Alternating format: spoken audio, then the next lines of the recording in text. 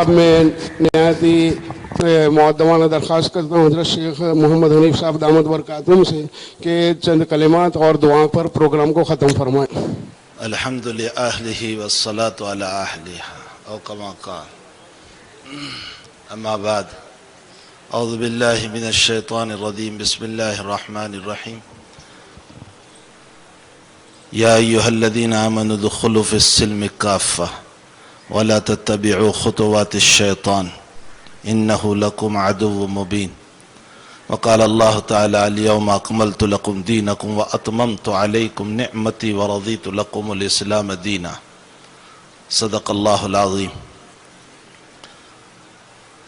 واجب التکریم ہم سب کے بڑے مسلم پرسن اللہ کے جنرل سیکرٹری، امت کے لیے رات دن دوڑنے والے ہمارے حضرت مولانا مفتی خالد سیف اللہ صاحب ادام اللہ فیضہم، دیگر علماء امت و زعماء امت،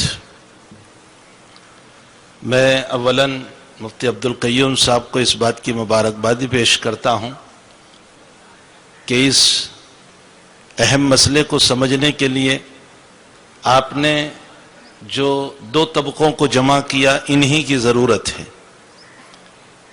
ایک علماء امت اور ایک زعماء امت۔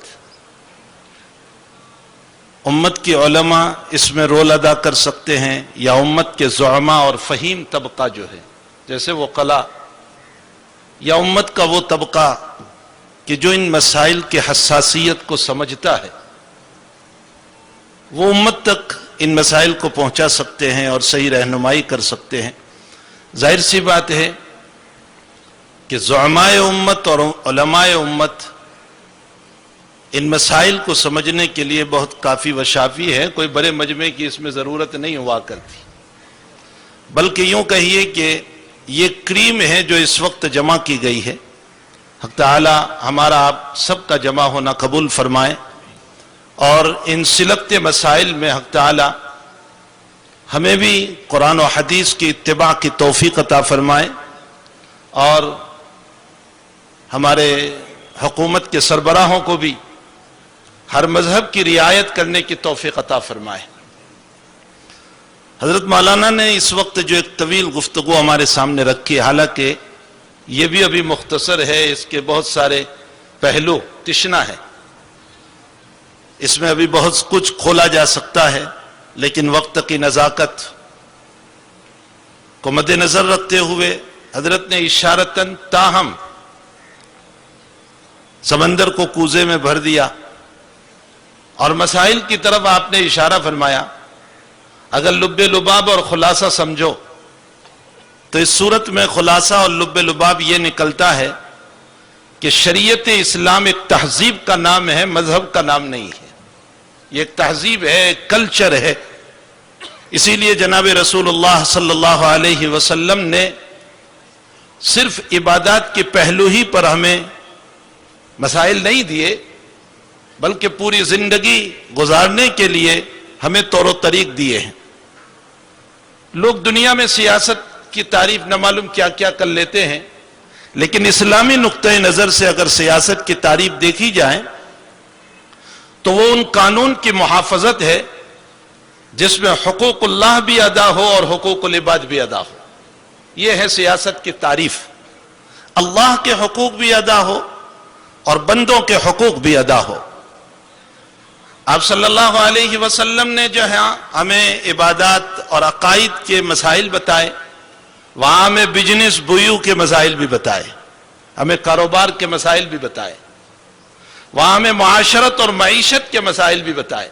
آپ کی معاشرتی زندگی کیسی ہوگی، آپ کی اخلاق اور آپ کیسی زندگی گزارو گے، بہت سارے مسائل حضرت ہمارے بڑے ہیں۔ ان مسائل کو امت کے سامنے ائمہ مساجد کو کھولنے کی ضرورت ہے۔ افسوس اس بات کا ہے کہ ہمارے مساجد میں تقریر جس ڈھنگ سے اور جس انداز سے ہو رہی ہے، اس میں کوئی ایک واقعہ لے لیا گیا اور اسی واقعے کو پھیلا کر کے اپنے آدھے گھنٹے کے وقت کو پورا کر دیا گیا۔ اس سے امت کو کوئی بصیرت ہی مسئلہ نہیں ملا، اور آئے دن یہ جو ابھی سوالات اخیر میں آئے، اس کی بنیاد بھی وہی ہے کہ ہماری طرف سے ان کی مساجد میں رہبری نہ ہوئی۔ آپ دیکھیں بیوع کے مسائل میں حضرات علماء کرام بیٹھے ہوئے ہیں، جناب رسول اللہ صلی اللہ علیہ وسلم نے جو شفا کا مسئلہ دیا، اس میں یہ کہا گیا کہ آپ اپنی زمین یا مکان کو فروخت کر رہے ہیں تو اولاً آپ کا پڑوسی حقدار ہوگا، اگر وہ انکار کرے تو اس کے بعد ایک لمبی تفسیر ہے۔ یہ مسئلہ امت کو اسی لیے دیا گیا تاکہ امت کو اختلاف سے، نزاع سے، جھگڑوں سے بچایا جائے، یہ اس کی حقیقت ہے۔ ورنہ کوئی پڑوسی اگر اناڑی آ گیا تو جس کی بنیاد پر زندگی مشکل ہو جائے گی۔ آپ دیکھیں بے قبل القبض کا مسئلہ، کتاب البیوع میں ہم پڑھتے پر آتے ہیں کہ قبضہ کرنے سے پہلے اس چیز کو نہ بیچے۔ فقہا فرماتے ہیں کہ اس کی وجہ یہ ہے کہ وہ مسئلہ آئندہ چل کر اختلاف کا ذریعہ بنے گا، جھگڑے کا ذریعہ بنے گا۔ اسی طرح یہ جو بھی آپ نے وسطوت انداز میں، تفصیلی انداز میں جو آپ نے طلاق کے مسائل سنے، ان مسائل میں بھی اتنی سہولت اور آسانی جو ابھی آپ نے سنی، شریعت نے آپ کو مقید نہیں کر دیا ہے، بلکہ آپ کے لیے بہت سارے راستے کھلے رکھے۔ کبھی آپ کے ذہن میں یہ بات بھی نہیں آئی ہوگی کہ نان نفقہ کے مسئلے میں اگر آپ بچوں کی تربیت کر رہی ہے وہ عورت، تو اجرت کے عنوان سے بھی شوہر کے پاس سے خرچہ لیا جا سکتا ہے، جس کی طرف ابھی حضرت نے توجہ دلائی ہمیں۔ جب شرعی راستے سے ہمیں حلال کی کمائی مل سکتی ہے تو ہم ناجائز طریق پر حرام کی رقم کیوں وصول کریں گے؟ اور اس حرام کی رقم سے ہم اپنے پیٹ میں انگارے بھریں گے۔ تو حقیقت یہ ہے کہ شریعت مطہرہ نے ہمارے لیے بڑی سہولتیں پیدا کی ہے، بڑی آسانیاں پیدا کی ہے، البتہ اس کے لیے ہمیں کچھ سمجھنے کی ضرورت ہے، اور ہمیں سمجھ ملے گی حضرات علماء کرام سے، حضرات مفتیان اعظام سے۔ اس لیے قدم قدم پر ہمیں علماء کی اور مفتیان کرام کی ضرورت پڑے گی۔ میں ایک واقعے کی طرف مختصر سا اشارہ کروں۔ بغداد میں ایک عجیب و غریب واقعہ کتابوں میں لکھا ہوا ہے کہ ایک عورت کا انتقال ہوا۔ جو عورت اس کو غسل دیا کرتی تھی عورتوں کو، وہ عورت اس وقت حالت حیض میں تھی۔ بغداد کی جامع مسجد کا واقعہ ہے، وہ عورت حالت حیض میں تھی۔ مسجد میں وہ مسئلہ پوچھنے کے لیے پہنچی کہ آیا میں حالت حیض میں ہوں اور ایک عورت کا انتقال ہوا ہے، میں اس کو غسل دے سکتی ہوں یا نہیں؟ محدثین کی جماعت بیٹھی ہوئی تھی۔ علماء امت میں دو طبقے گزرے، ایک جو خالص محدثین ہیں، ایک فقہاء محدثین ہیں۔ محدثین کی جماعت بیٹھی ہوئی تھی، انہوں نے کہا کہ ہمیں اس سلسلے میں کوئی علم نہیں ہے، اندر ایک فقیہ وقت بیٹھے ہوئے ہیں، آپ ان سے مسئلہ معلوم کر لیں۔ بعضوں نے کہا کہ وہ عز الدین ابن سلام ہیں اور بعضوں نے کوئی اور نام لکھا ہے۔ بہرحال وہ عورت اندر میں مسئلہ پوچھنے کے لیے گئی، وہ بھی محدث ہے اور فقیہ ہے۔ اندر جا کر کے مسئلہ معلوم کیا تو فرمایا کہ ہاں بالکل غسل دے سکتی ہے۔ تو وہ عورت پوچھ کر کے مسئلہ واپس نکلی تو ان محدثین نے کہا کہ کیا جواب ملا؟ کہا بالکل میں غسل دے سکتی ہوں۔ تو کہا دلیل بھی تو پوچھ لیتی تاکہ ہمارے کام آ جاتی۔ یہ عورت واپس جا رہی ہے دلیل پوچھنے کے لیے اور اس فقیہ محدث سے پوچھ رہی ہے کہ دلیل کیا ہے؟ تو اس فقیہ محدث نے جواب دیا کہ جناب رسول اللہ صلی اللہ علیہ وسلم اعتکاف میں ہوتے تھے، ماں عائشہ صدیقہ فرماتی ہے میں حالت حیض میں اپنے حجرے میں اپنے کمرے مبارکہ میں ہوتی تھی اور اللہ کے حبیب کو کبھی اپنے سر دھلانے کی ضرورت پڑتی تھی تو حضرت اپنا سر مبارک جو ہے وہ کھڑکی اور ونڈو سے باہر نکالتے تھے اور میں حالت حیض میں ہوتی تھی، آپ کا سر مبارک دھو دیا کرتی تھی۔ اس روایت سے استدلال کر کے فرمایا کہ جب حالت حیض میں ایک عورت زندہ انسان کا، وہ بھی مقدس شخصیت جناب رسول اللہ صلی اللہ علیہ وسلم کا سر مبارک جب دھو سکتی ہے تو حالت حیض میں وہ میت کو غسل کیسے نہیں دے سکتی؟ اس سے یہ مسئلہ نکالا کہ جگہ جگہ پر ہمیں فقیہ کی اور علماء کی ضرورت ہے تاکہ ہم اپنے مسائل کو ان علماء سے، ان مفتیان سے، ان فقہاء کرام سے جو ایک بصیرت رکھتے ہیں، من یرید اللہ بہ خیرا یفقہہ فی الدین، جو ان کو فقہ فی الدین اللہ تعالیٰ نے عطا فرمایا ہے، ہم ان کے پاس جائیں اور ان مسائل کو سیکھیں۔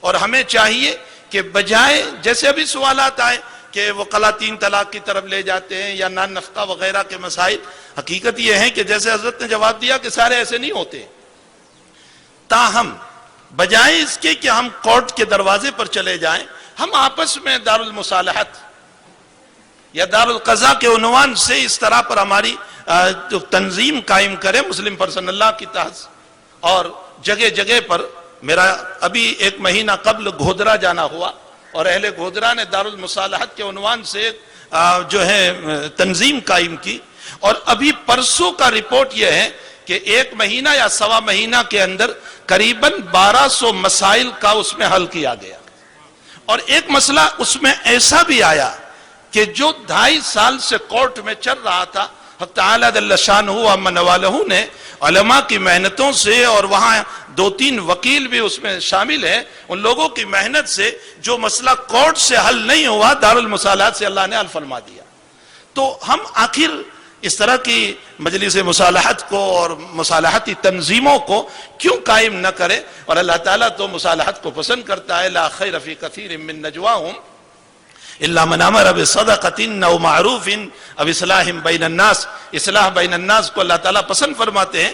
علامہ ابن جریر طبری رحمۃ اللہ علیہ فرماتے ہیں تاریخ طبری میں حضرت عثمان رضی اللہ تعالیٰ عنہ کا قول نقل فرمایا، انما بلغتم ما بلغتم بالاتباع، فرمایا تمہیں جو بھی ترقی ملی ہے، حضرت عثمان اپنے دور میں کہہ رہے، انما بلغتم ما بلغتم بالاتباع والاقتداء، فرمایا تمہیں جو بھی ترقی ملی ہے وہ اپنے بڑوں کی اتباع اور اقتداء کی بنیاد پر ملی ہے۔ یہ جملہ آج ہمیں بھی یہ کہہ رہا ہے کہ تمہیں اگر ترقی ملے گی تو اس صورت میں اپنی شریعت کی اتباع ہی سے ملنے والی ہے، اسے ہٹ کر کے تمہیں ترقی نہیں ملنے والی ہے۔ اور ہمارے سامنے بہت سارے مسائل جو سہولیات کے انداز سے ہمارے سامنے پیش کیے گئے، جس کے اندر ہمارے لیے بڑی سہولتیں رکھی ہے۔ حضرت ایک مسئلے کی طرف جو خود آپ کی رائے تھی جس کی طرف اشارہ فرمایا، یہ ایک ہی مسئلہ نہیں، ایسے کئی مسائل ہیں کہ جو اس وقت ضرورت ہے کہ دیگر ائمہ کرام کے قول پر ضرورت کے مطابق فتویٰ دیا جائے، جس میں حضرت امام مالک رحمۃ اللہ علیہ کے قول کی طرف اشارہ فرمایا کہ جہاں ایک عورت کو اپنے بچی کو رکھنے کا حق، تو ہمارے وہاں تو یہ ہے کہ بالغ ہو، لیکن امام مالک فرماتے ہیں کہ اس کا نکاح نہ ہو جائے وہاں تک۔ تو اس سلسلے میں ایک بڑا مسئلہ ہمارا یہ بھی حل ہو جائے گا کہ وہ اس بچی کے نکاح کرانے تک جب ماں رکھے گی تو اس کی جو کچھ اجرت ہوگی وہ بھی اس کو ملتی رہے گی، تو کتنا آسان سا مسئلہ ہو جائے گا۔ ہمارے اکابر نے ایسے مسائل کو بہت کھولا ہے، حضرات اکابر جانتے ہیں الحیلۃ الناجزہ اسی کی ایک کڑی ہے جو حضرت اقدس تھانوی نور اللہ مرقدہ نے اپنے زمانے میں اگر کسی کا شوہر گم ہو جائے تو 4 سال کی مدت والا جو امام مالک کا قول ہے اس کے اوپر فتویٰ دیا۔ ابھی اس زمانے میں مولانا تقی صاحب عثمانی نے کئی ایسے مسائل کی طرف رہنمائی کی ہے کہ ان مسائل میں ہمیں دیگر ائمہ کے قول پر جانے کی ضرورت ہے، جیسے مسئلۃ الظفر۔ مسئلۃ الظفر کا مسئلہ یہ ہے کہ ہمارا پیسہ کسی کے پاس باقی ہے اور وہ کسی شکل میں ہمیں دینے کے لیے تیار نہیں ہے، تو اس شکل کے اندر اب ہمیں کیا جائے؟ تو علماء کے ائمہ کی مختلف رائے ہے۔ امام شافعی رحمۃ اللہ علیہ کی رائے یہ ہے کہ جس شکل میں بھی تمہیں مل جائے تم اس کو لے سکتے ہو۔ مثلا یہ ہے کہ اس نے تم کو کپڑا دیا اور یہ کہا کہ فلاں صاحب کو پہنچا دینا، آپ اس کے اوپر کامیاب ہو گئے، آپ ظفریاب ہو گئے، تو اس صورت میں آپ اس کو لے سکتے ہیں کہ آپ نے میرا حق نہیں دیا ہے، میرے پیسے باقی ہے، اس کے بدلے میں اس کو لے لیتا ہوں۔ حضرت مولانا تقی صاحب کی رائے یہ ہے کہ اس زمانے میں مسئلۃ الظفر میں چٹنگ بازیاں بہت ہوتی ہے، حق تلفی بہت ہو رہی ہے، لوگوں کے حقوق ادا نہیں کیے جا رہے، تو حضرت امام شافعی رحمۃ اللہ علیہ کی رائے پر جو ہے فتویٰ دیا جائے اور اس قول کو اختیار کیا جائے۔ تو بہرحال ہمارے اکابر یہ وہی باتیں کہہ سکتے ہیں جن کا علم وسیع ہو، جن کے پاس بصیرت ہو، فقہ پر جن کی نظر ہو۔ جیسے ابھی سوالات آئے، ہم جیسا کوئی مولوی ہوتا تو فوراً کہہ دیتا کہ ہاں اس طرح کر لینا چاہیے، لیکن مولانا نے اور حضرت نے ایک ہمیں اس اچھوت انداز میں جواب دیا کہ جس کی بنیاد پر بجائے ہم کورٹ میں جانے کے، بجائے ہم کسی اور کا سہارا لینے کے، ہم اسلام کا سہارا لینے والے بنے۔ اسلام ایک کامل و مکمل دین ہے جو اللہ تعالیٰ نے ہم کو دیا ہے، ہمارے سارے مسائل اس میں موجود ہیں۔ الیوم اکملت لکم دینکم واتممت علیکم نعمتی ورضیت لکم الاسلام دینا، اور اسی کے ساتھ قرآن کہہ رہا ہے اے ایمان والو اسلام میں مکمل داخل ہو جاؤ۔ جب اپنا مسئلہ آئے تو کورٹ پہ جاتے ہیں، اور جب دوسروں کا مسئلہ آتا ہے تو مصالحت پر بیٹھتے ہیں. ایسا نہ کرو. جہاں اپنے بھی مسائل ہو تو وہاں آپس میں اسلامی روح سے، اسلامی قوانین سے اس کو حل کرنے کی کوشش کرو. یا ایھا الذین آمنوا ادخلوا فی السلم کافہ ولا تتبعوا خطوات الشیطان انہ لکم عدو مبین. حق تعالی جل شانہ ہم تمام کو مبارک شریعت پر چل کر اپنی زندگی کے مسائل کو حل کرنے کی توفیق عطا فرمائے. وصلی اللہ علی النبی الکریم برحمتک یا ارحم الراحمین. حضرت دعا بھی فرما لیں. دعا درود شریف پڑھ لیں. الحمدللہ رب العالمین والعاقبۃ للمتقین والصلاة والسلام علی سید الانبیاء والمرسلین وعلی آلہ وصحبہ اجمعین. اللہم صل وسلم دائما ابدا علی حبیبک خیر الخلق کلہم. اللہم انا نسألک العفو والعافیہ فی الدین والدنیا والآخرہ. توفنا مسلما والحقنا بالصالحین غیر خزایا ولا ندامہ ولا مخزومین. ربنا ظلمنا انفسنا وان لم تغفر لنا وترحمنا لنکونن من الخاسرین. اللہ ہمارے معاصی اور گناہوں کو معاف فرما. اللہ ہمارے جرم عظیم کو معاف فرما. اللہ ہماری زندگیاں آپ کی ناشکریوں میں گزری ہیں، اللہ ان تمام جرائم کو معاف فرما دے. اللہ ہم مسکین ہیں، مستر ہیں، بے چین ہیں. اے اللہ ہم مجرم ہیں، پاپی ہیں، عاصی ہیں، لیکن ہے تیرے در کے بندے. ہم نے پہلے بھی تجھ ہی سے مانگا، آج بھی مانگ رہے ہیں، آئندہ بھی مانگتے رہیں گے. اے مولا کریم ہماری ساری ضروریات کو دست غیب سے پورا فرما دے. اے اللہ حضرت کی عمر میں اور ہمارے جتنے مشائخ اس سلسلے میں کام کر رہے ہیں ان سب کی عمروں میں برکت عطا فرما، صحت و عافیت عطا فرما. اے اللہ ان کو تندرستی و توانائی عطا فرما. اے اللہ حسد سے اور بری نظر سے اللہ ان سب کی پوری حفاظت فرما. اللہ ہمیں دین متین پر چلنے کی توفیق عطا فرما. اللہ ہمیں دین متین پر چلنے کی توفیق عطا فرما. اے اللہ شریعت تیرے احکام ہے اور تو خالق و مالک ہے. ظاہر سی بات ہے تیرے مصالح کو ہم بہت مرتبہ نہیں سمجھ سکتے ہیں. مولا ہمیں مصالح کو سمجھنے کی توفیق عطا فرما اور مصلحتوں کو سمجھ کر شریعت مطہرہ پر ہم سب کو عمل کرنے کی توفیق عطا فرما. اے اللہ اس مجمع کی جائز تمناؤں کو پوری فرما، سب کے حاجات کو پورے فرما، سب کے کاروبار میں برکت رحمتیں عطا فرما. اے اللہ بیمار کو شفائے دائمہ مستمرہ عطا فرما اور مرحومین کی مغفرت فرما. اللہ جو مانگا اپنے فضل سے عطا فرما، نہیں مانگا اپنے فضل سے نصیب فرما. وصلی اللہ علی نبینا محمد وآلہ وصحبہ اجمعین برحمتک یا ارحم الراحمین. میں آخر میں پھر آنے والے تمامی مہمانوں کا تہہ دل سے شکریہ ادا کرتا ہوں اور دعا کرتا ہوں اللہ تعالیٰ آپ تمام کی آمد کو قبول فرمائے اور تمام کو بھرپور جزائے خیر عطا فرمائے. اب آپ کو کہیں دور جانے کی ضرورت نہیں. اب آپ اپنے موبائل میں اپنی پسندیدہ تلاوت، مکمل قرآن پاک، نعتیں، حمد اور نظمیں، اسلامی و قدرتی مناظر یہاں سے ڈاؤن لوڈ کروائیں. فیضان فاروق بھائی سائیکل والے، ٹھڈا میاں کی مسجد کے نیچے، دریا پور. فون نمبر ہے 982343 71654.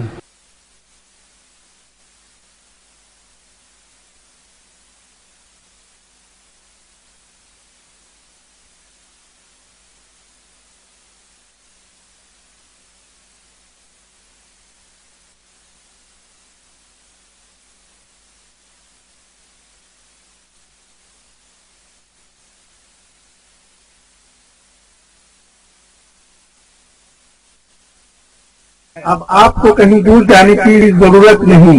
اب آپ اپنے موبائل میں اپنی پسندیدہ تلاوت، مکمل قرآن پاک، نعتیں، حمد اور نظمیں، اسلامی و قدرتی مناظر یہاں سے ڈاؤن لوڈ کروائیں. فیضان فاروق بھائی سائیکل والے، ٹھڈا میاں کی مسجد کے نیچے، دریا پور.